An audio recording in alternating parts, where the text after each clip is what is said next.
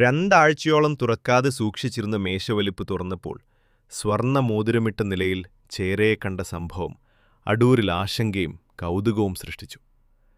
പതിക്കാലിലെ രവി എന്നയാളുടെ വീട്ടിലാണ് സംഭവം നടന്നത്. പുതിയ വീടിന്റെ നിർമ്മാണം പുരോഗമിക്കുന്നതിനാൽ സമീപത്തെ ഷെഡിൽ വീട്ടുപകരണങ്ങൾ സൂക്ഷിച്ചിരിക്കുകയായിരുന്നു. ഏപ്രിൽ 29 ബുധനാഴ്ച രാവിലെ ബാങ്കിലേക്ക് പോകുന്നതിനായി രേഖകളെടുക്കാൻ രവിയുടെ ഭാര്യ ശൈലജ മേശവലിപ്പ് തുറക്കുമ്പോഴാണ് പാമ്പിന്റെ വാൽ ശ്രദ്ധയിൽപ്പെട്ടത്.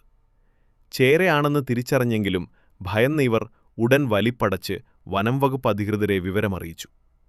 വീട്ടിൽ കുട്ടികളുണ്ടായിരുന്നതിനാൽ കുടുംബാംഗങ്ങൾ പരിഭ്രാന്തിയിലായി.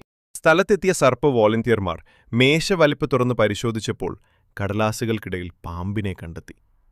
പുറത്തെടുത്തപ്പോഴാണ് ചേരയുടെ മധ്യഭാഗത്ത് സ്വർണ്ണമോതിരം കുടുങ്ങിയ നിലയിൽ കണ്ടത്.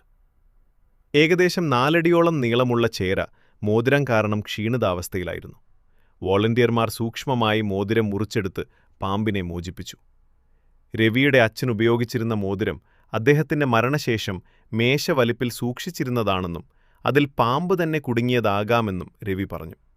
എന്നാൽ പാമ്പ് എങ്ങനെ മേശവലിപ്പിനുള്ളിലെത്തിയെന്നത് കുടുംബത്തിനിപ്പോഴും ആശയക്കുഴപ്പമാണ്. പാമ്പിന്റെ കടിയേറ്റ് അപകടമൊന്നും സംഭവിക്കാതെ രക്ഷപ്പെട്ടത് ഭാഗ്യമാണെന്ന് ശൈലജ പ്രതികരിച്ചു.